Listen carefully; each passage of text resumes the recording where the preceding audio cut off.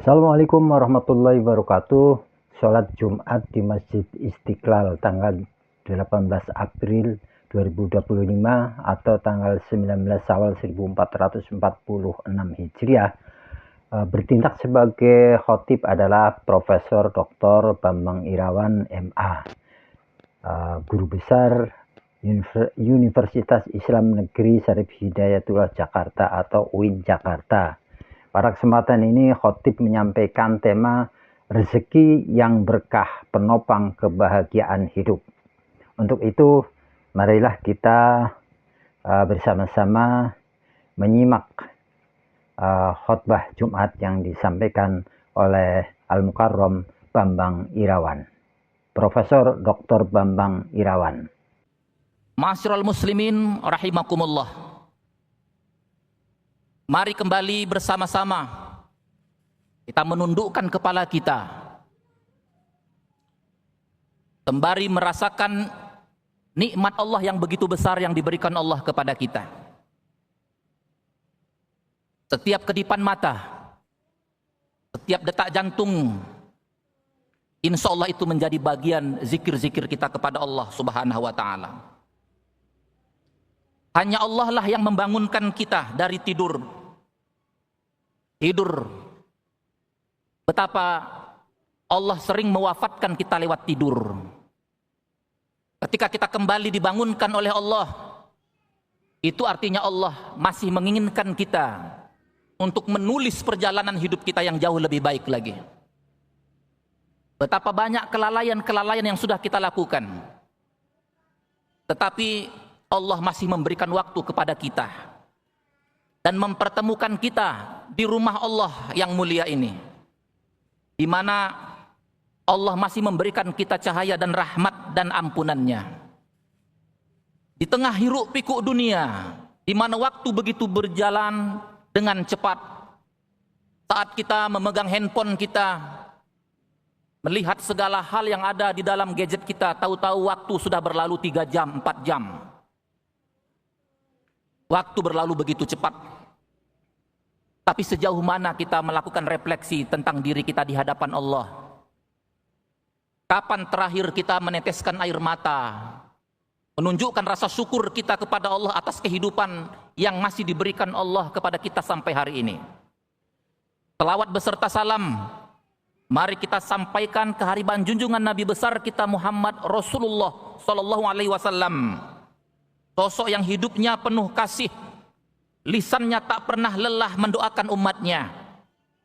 Bahkan ketika nyawa beliau berada di ujung tenggorokan, semoga keberkahan senantiasa mengalir kepada keluarga beliau, para sahabat yang mulia, dan siapapun di antara kita yang terus-menerus berusaha mengikuti jejak langkahnya dengan cinta dan air mata hingga hari pertemuan di akhirat kelak. Sidang Jumat yang dimuliakan Allah, marilah kita renungkan bersama hal-hal yang sangat dekat dengan kehidupan kita saat ini, yakni tentang perjuangan, tentang usaha yang kita lakukan dalam kehidupan sehari-hari, tentang bagaimana rezeki yang kita capai, yang kita raih. Hal ini sangat penting karena begitu banyak orang mengedepankan kuantitas, mencari di sana sini tanpa melihat waktu, tanpa melihat kondisi. Pokoknya dapat mengumpulkan, tapi tidak pernah mempertanyakan apakah Allah ridho dengan usaha yang kita lakukan. Kita selalu mengedepankan kuantitas, berapa banyak yang bisa kita kumpulkan, tetapi tidak pernah memikirkan apakah Allah ridho dengan yang kita capai. Betapa sering berapa banyak pun yang kita raih, pada waktunya itu akan kita tinggalkan. Karena itu kalau kita mau bahagia di dalam meraih rezeki, kedepankanlah rujuk kepada Allah, merefer kepada Allah, agar Allah ridho dengan apa yang kita lakukan. Allah Subhanahu wa ta'ala menjamin rezeki tiap makhluknya, namun Allah tidak menjamin keberkahan rezeki yang diperoleh. Banyak orang yang semakin dapat rezeki, semakin banyak harta yang dikumpulkan, tapi justru semakin resah, semakin gelisah. Apalah artinya banyak jumlahnya, tetapi tidak pernah menenangkan, justru menggelisahkan. Banyak orang yang mendapatkan harta, badan yang sehat dan kedudukan mulia di mata manusia, tetapi hatinya kering. Hatinya tidak pernah merasakan rindu kepada Allah. Yang ada adalah kekosongan, kegelisahan, karena ada something wrong yang dia dapatkan. Mereka bisa memuaskan nafsu dunia dengan nikmat yang diberikan Allah, tapi mereka tidak pernah puas dengan apa yang mereka dapatkan. Mereka terus merasa fakir, mereka terus merasa miskin, karena mereka hanya memikirkan diri mereka sendiri. Rezeki mereka bahkan habis, uang mereka habis untuk membiayai hal-hal yang gak bermanfaat, yang muaranya akan membawa mereka pada penderitaan. Tidak jarang rezeki seseorang justru menjauhkan dirinya dari Allah Subhanahu wa Ta'ala karena tidak adanya keimanan, tidak adanya keberkahan, tidak adanya rasa takut kepada Allah. Ini yang disebutkan oleh Allah dalam Al-Quran. A'udzubillahi minasyaitonirrajim. Bismillahirrahmanirrahim. Walau anna ahlal qura amanu wattaqau la fatahna alaihim barakatim minas sama'i wal ard ila akhiril ayat.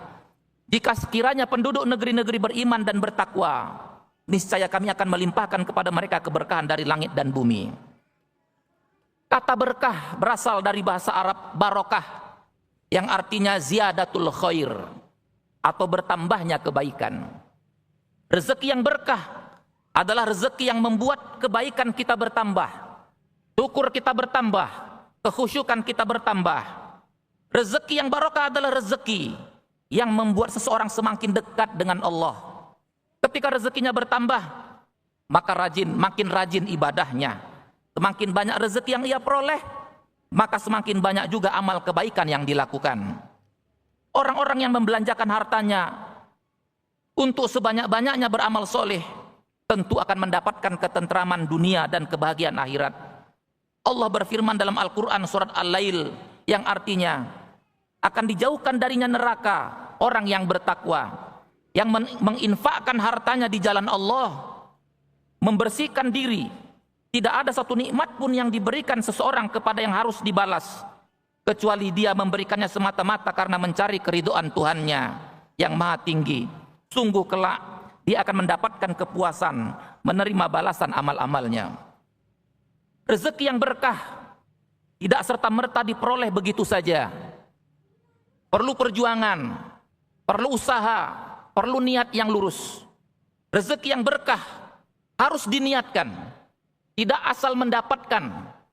Menjemput rezeki yang berkah tentu menjadi salah satu kewajiban dalam kehidupan seorang muslim. Disinilah ukuran kedekatan seseorang, apakah dia mengedepankan Allah atau tidak. Karena itu ada beberapa faktor yang harus dia pertimbangkan di dalam mencari rezeki. Pertama, mengedepankan rasa syukur dan qanaah. Syukur itu artinya syakar, membuka. Lawannya adalah kafaro. Orang yang bersyukur artinya membuka pikirannya, membuka hatinya, membuka networknya, membuka jaringan, membuka ilmu yang dia miliki, agar dia tidak menutup-nutupi kemampuannya, tidak menutup-nutupi nikmat yang diberikan Allah kepadanya. Tidak mengatakan hanya sekian, kok cuma sedikit, cuma begini, cuma begitu. Inilah yang justru akan menutup dirinya dari kemampuan untuk bersyukur. Tidak pernah ada kebahagiaan tanpa rasa syukur. Berapa banyak pun harta yang didapat, kalau hati tertutup, tidak ada rasa syukur, maka dia tidak akan pernah bahagia. Bersyukur dilakukan dengan mengingat bahwasanya kenikmatan tersebut datang dari Allah, diteruskan dengan mengucapkan alhamdulillah. Seseorang yang telah merasakan hati yang terbuka, hati yang bersyukur, dia akan mendapatkan keberkahan dalam hidupnya, sehingga Allah menjamin siapapun yang bersyukur pasti Allah lipat gandakan baginya kenikmatan. Rabi'ah Al-Adawiyah, seorang sufi wanita yang agung, berkata, jika engkau memberi, aku akan bersyukur. Jika tidak, aku akan bersabar. Keduanya adalah bentuk cinta. Kebahagiaan bukan milik orang yang memiliki segalanya, tapi bagi mereka yang bersyukur atas yang sedikit. Bahkan orang yang dekat dengan Allah, saat datang ujian kepada dirinya, bahkan dia tetap mengucapkan alhamdulillah. Karena sedikit apapun yang diberikan Allah kepada dirinya, dia masih lebih beruntung dari kebanyakan orang. Sifat qanaah dan lapang dada dengan pembagian Allah merupakan kekayaan yang tidak ada bandingnya. Siapapun yang qanaah dengan harta yang diberikan Allah kepadanya, dia akan menjadi orang yang paling kaya.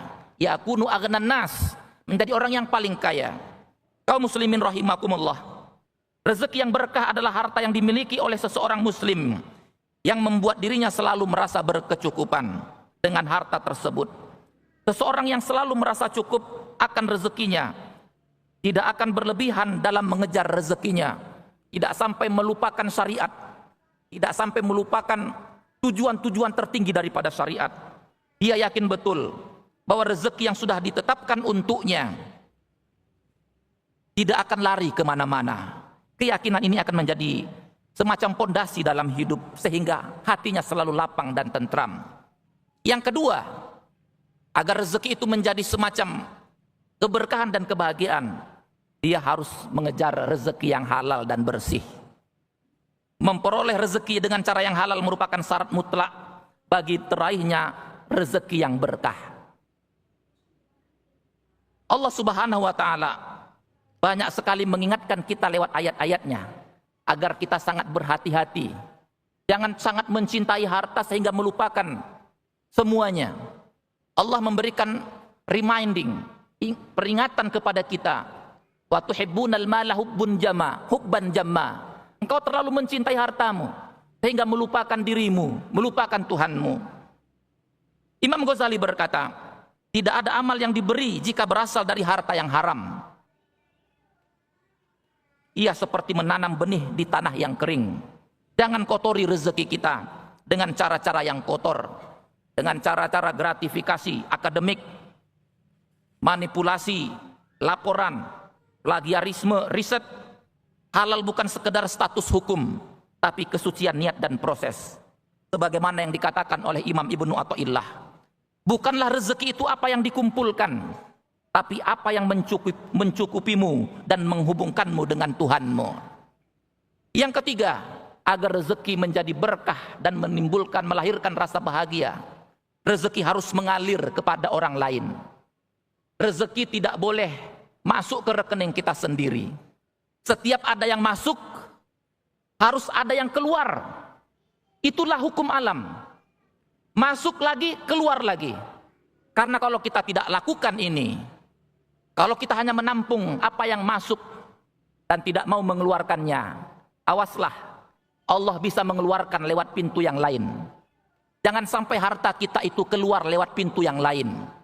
Apakah lewat kehilangan, naudzubillah, hilangnya harta yang dimiliki, bangkrutnya bisnis yang dimiliki, karena semuanya harus keluar. Seorang muslim yang memiliki harta harus mengalir hartanya. Tidak semua yang kita miliki itu bisa didefinisikan sebagai aset. Karena kalau hanya ditampung saja, tidak dialirkan kepada orang yang membutuhkan, ada dua kemungkinannya. Yang pertama, terlebih dahulu kita bangkrut, atau kita keburu dipanggil oleh Allah Subhanahu wa taala. Akhirnya yang kita anggap aset itu tidak ada sama sekali. Harta yang dikumpulkan tak menjadi apapun. Karena itu kalau mau bahagia dalam mencari rezeki, jadikan ia terus mengalir. Apa yang diberikan di jalan Allah jangan dianggap sebagai pembiayaan. Yang diberikan di jalan Allah, ke masjid, ke panti-panti asuhan, ke pesantren, itu bukan kos, bukan pembiayaan, tapi itu adalah investasi. Dan yang terakhir, harta yang berkah, sehingga melahirkan rasa bahagia ketika kita terus senantiasa berhati-hati, berikhtiat dan bertobat dari segala perbuatan dosa yang kita lakukan. Perbuatan dosa menjadi salah satu penyebab terhalangnya rezeki dari pelakunya. Maka taubat dan istighfar merupakan salah satu faktor yang mendatangkan rezeki dan keberkahan. Rezeki yang berkah adalah rezeki yang terus mengalir, bukan yang mengendap di rekening. Rezeki yang mengalir hadir dalam beasiswa yang mungkin bisa kita berikan kepada orang-orang yang tak mampu, yang tidak bisa menyekolahkan anak-anaknya. Rezeki yang berkah bukan hanya tentang jumlah harta, melainkan juga melibatkan ketenangan, kebahagiaan, kesehatan. Umat Islam karena itu diajarkan untuk bersyukur, bertakwa dan berserah diri hanya kepada Allah. Ma'asyiral muslimin rahimakumullah, marilah kita tingkatkan kualitas hidup kita dengan meraih keberkahan, menjadikan Islam sebagai panduan utama dalam setiap aspek kehidupan. Saatnya kita kembali menata niat. Kita bukan sekedar pencari rezeki, kita adalah penjemput berkah, bukan hanya mencari nafkah, tapi menjemput rahmatnya. Mari kembali kita periksa sumber rezeki kita. Apakah ia membawa kita lebih dekat pada Allah, atau harta yang kita miliki justru menenggelamkan kita dalam kelalaian dan kesombongan. Barakallahu li wa lakum fil Qur'anil azim, wa nafa'ani wa iyyakum bima fihi minal ayati wa dzikril hakim, wa taqabbala minni wa minkum tilawatahu, innahu huwal ghafurur rahim.